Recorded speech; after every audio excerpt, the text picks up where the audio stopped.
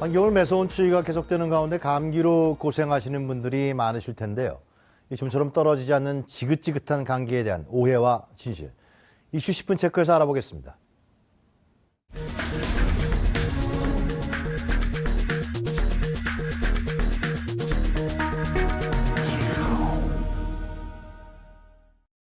네, 서울 엔디온 가정의학과 전문의 박민수 원장 모셨습니다. 안녕하십니까, 원장님? 네, 반갑습니다. 반갑습니다. 예. 자, 감기와 독감 같은 거죠? 다른 겁니까? 예, 완전히 다른 질환인데요. 환자분들이 제일 많이 물어보는 질문이 한 두 가지가 있는데요. 네. 감기 오래 앓다 보면 독감 되는 거 아니냐, 그렇게 질문도 있고, 독감 예방주좀 맞았으니까 감기가 걸리면 왜 독감 예방주좀 받았는데 감기가 걸리냐, 이제 그걸 보시는데요. 아니, 원장님, 독감이라는 게 독한 감기 아니에요?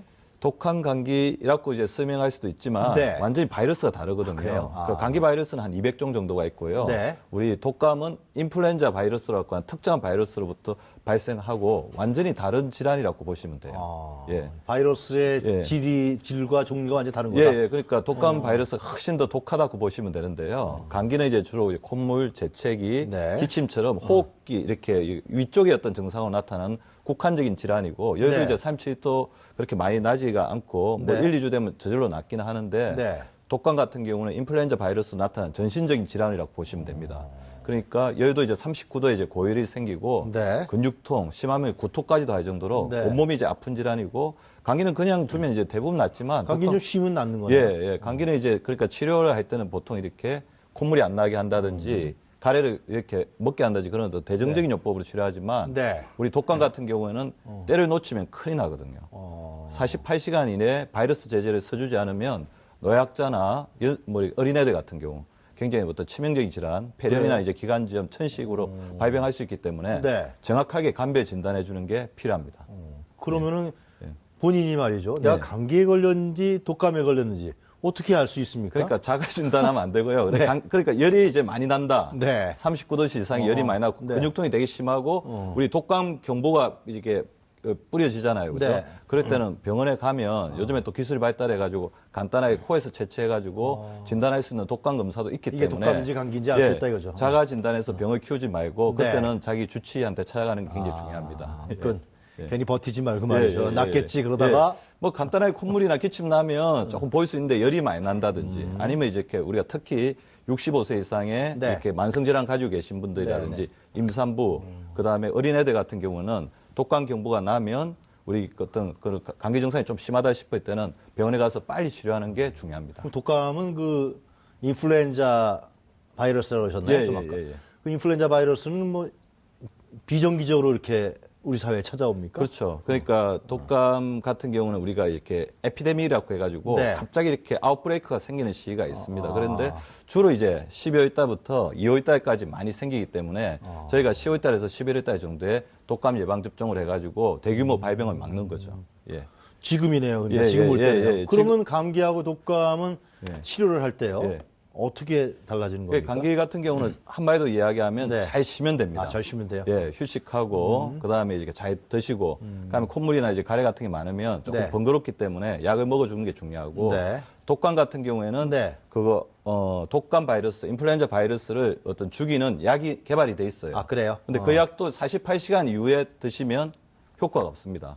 그래서 48시간 이내에 약을 빨리 드시면 네. 그게 굉장히 증상이라든지 합병증이 생기는 걸 막을 수 있기 때문에 네. 정확한 진단이 필요한 것입니다. 만약 48시간 놓치면 어떻게 치료해야 됩니까? 48시간 놓치더라도 이제 조금 늦더라도 효과는 좀 떨어지지만 네. 그런 경우에도 바이러스 제제가 이제 도움이 될 수도 있고 그 합병증이 생겼을 때는 항생제라든지 다른 약들을 쓰는 게 필요하기 때문에 어떤 합병증으로 발전할 수 있습니까? 제일 심각한 것들은 이제 폐렴, 폐렴. 아이고. 그다음에 이제 온몸에 이제 네. 어떤 균이 바이러스가 퍼져가지고 온몸의 기능이 떨어지는 전신 폐혈증, 네. 그다음에 천식 네. 이런 어떤 치명적인 합병증들이 이렇게 드물지 않게 네. 특히 노약자라든지 어린아이들이라든지 연세 드신 분들한테는 많이 생길 수가 있어요.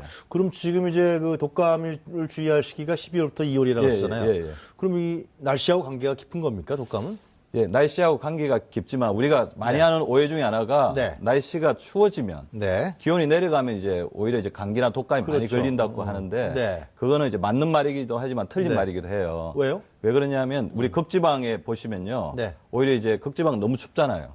그러니까 바이러스가 오히려 얼어 죽어가지고 감기가 안 걸리거든요. 극지방에 그렇겠네. 그러면 그렇다고 해서 이제 우리가 따뜻하면 그러면 감기에 많이 걸리는 거 아니냐? 또 그렇지도 않습니다. 오히려 네. 이제 추울수록 이제 감기나 이제 독감은 많이 걸리는데 네. 그 이유는 날씨가 추워서라기보다는 또 다른 이유가 있습니다. 어떤 겁니까? 예, 가장 많이 좌우하는 게 두 가지인데요. 네. 습도에 문제가 있습니다. 습도요? 예. 그러니까 아무래도 우리가 날씨가 추워지면 건조해지잖아요. 네. 그다음에 또 실내에서 이제 난방을 많이 켜다 보니까 네. 굉장히 건조해지는데 우리가 네. 습도가 10% 이상 떨어지면 네. 우리 이 코 안에 있는 점막이라든지 기관지의 점막 자체가 건조해지면서 우리 세균, 그냥 병균 그런 것들 막는 능력이 굉장히 떨어지거든요. 아. 그래서 그렇게 해서 이제 감기나 이제 독감에 많이 걸릴 수가 있고 네. 두 번째 아무래도 이제 겨울철 되다 보면 우리 활동량이 줄어들고 네. 햇빛 일조량도 떨어지고 그다음에 야외 활동을 안 하고 이제 그러다 보니까 몸에 면역력이 굉장히 떨어집니다. 그래서 겨울철은 날씨가 추워서 이제 감기에 많이 걸린다, 독감에 많이 걸린다는 게 아니고 오히려 우리가 이제 날씨가 춥기 때문에 과도하게 난방을 많이 해서 우리 기관지 점막이 약해지고 아. 몸의 면역력이 떨어지면서 더 감기에 많이 걸린다고 표현하는 게 맞을 것 같습니다. 집을 너무 뜨겁게 하는 것도 별로 안 좋은 거군요. 그렇죠. 적당하게 그러니까, 그냥. 맞습니다. 여름철에는 여름답게. 여름철에 오히려 이제 너무 냉방 많이 하지 말라고 하잖아요. 네. 냉방병 걸리니까. 아. 그래 겨울에도 너무 이렇게 난방을 많이 해버리면 습도가 떨어지면서 네. 오히려 문제가 될 수 있으니까 적절한 온도와 습도를 유지해 주는 게 굉장히 필요합니다. 그 굉장히 예. 중요하군요. 예, 예. 자, 그렇다 그러면 좀 그 독감을 막으려면요. 예. 그 뭐 10월, 11월 달에 예방 주사만 맞으면 되나요? 아니면 어떻게 합니까? 예, 그래서 이제 예방 접종을 하는 것들이 굉장히 네. 중요할 것 같고요. 네. 그래서 본인이 이제 고위험군이다. 고위험군은 어떻게 되냐면 10세 이하의 아이들, 네. 임산부, 65세 이상의 우리 노년층과 네. 고혈압, 당뇨, 고지혈증 가지고 있는 이제 만성 질환자는 이제 예방 접종을 하는 게 굉장히 중요할 것 같고요. 네. 금방 말씀드린 것처럼 겨울철 이제 습도를 잘 유지해 주는 게 네. 굉장히 중요하기 때문에 우리 집안에 있던 실내 온도는 20도에서 22도 정도로 해주고, 네. 그다음에 우리 집의 습도가 이제 50에서 60% 정도 이상 될 수 있도록 네. 적절하게 뭐 빨래라든지 그런 어떤 것을 좀 늘어줘가지고 네. 자연 습도를 유지해 주는 것도 굉장히 중요할 것 같고요. 네. 그다음에 아무래도 겨울철 추우니까 물을 많이 닫아 놓잖아요. 그렇죠. 그러다 예. 보면 집안이 이제 미세먼지가 굉장히 많아지면서 아. 우리의 호흡기를 이제 공격하는 알레르기라든지 여러 가지 바이러스균이 많아질 수가 있거든요. 적절하게 환기시켜 주는 게 중요합니다. 그리고 네. 너무 춥다고 집에만 있지 말고 네. 적절하게 이렇게 밖에 나가서 이제 운동을 해주는 것도 굉장히 필요하다고 볼 수가 있습니다. 원장님 손도 잘 씻어야 되는 예, 거예요. 예. 그리고 이제 아무래도 이제 겨울철에 이제 춥고 사람들이 많이 모여있다고 네. 보면 사람의 손과 손, 네. 호흡기의 어떤 기침이라든지 비말을 통해서 이제 닿기 때문에 옮길 수 있기 때문에 네. 그 하나를 이제 하나 딱 들라고 하면 네. 우리 외출하고 들어와서는 손을 반드시 씻는다. 그러니까 두 번째는 다른 사람 이제 감기에 걸린 사람하고 만났을 때는 손을 반드시 씻는 것도 굉장히 중요하고요. 네. 그다음에 간접흡연 자체도 이렇게 우리 감기나 독감을 많이 일으키는 원인이라고 볼 수가 있기 때문에. 간접흡연이요? 예. 오.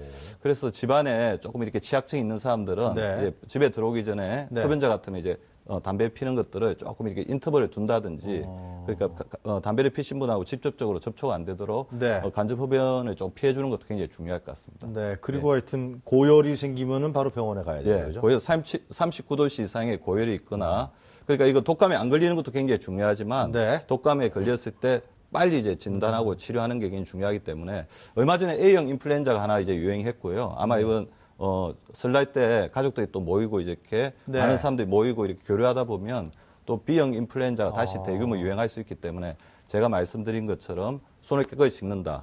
그러니까 적절한 습도를 유지한다. 그다음에 잘 자고 그다음에 휴식을 좀 잘 취하는 그런 어떤 생활 습관을 가지는 게 중요할 것 같습니다. 지난번에 A형 인플루엔자 고생한 사람들 굉장히 많았어요. 예, 굉장히 많았고 우리나라 대규모 유행이 있었습니다. 네, 잘 알겠습니다. 예, 예. 말씀 잘 들었습니다. 예, 감사합니다. 고맙습니다. 네. 예.